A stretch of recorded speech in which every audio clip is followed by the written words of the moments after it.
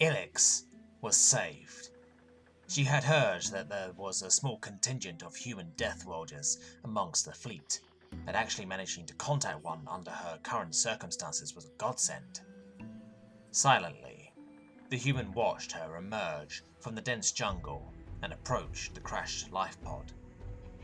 Just hours ago, the mustering expedition fleet had been ambushed and torn apart by unknown assailants, scattering falling debris and precious few escape pods across the surface of this uncivilized hellhole of a planet. Ilix had been one of the lucky ones, her raft arriving intact but alone. With no better plan, she had made out towards the next nearest crash site, desperately hoping for other survivors and not just bits of a starship. But a legendary human was much better. He could protect her, help her survive long enough to be rescued. She recalled reading about them in her interspecies lessons, their great strength and endurance, bravery and heroism, able to survive no matter the consequences. No wonder they make great warriors. Of course, she had never met one before. They were rare and somewhat uncouth for most civilized inner world folk, but that didn't matter in the slightest right now. Strangely, the human didn't respond to her hails, watching her warily.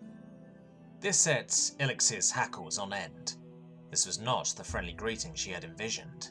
Fighting her discomfort, she advanced and started to gather some of the ration bars from the pod, sure that the human would step forward and assist with the simple survival task. After a moment, it was clear it had no intention of helping.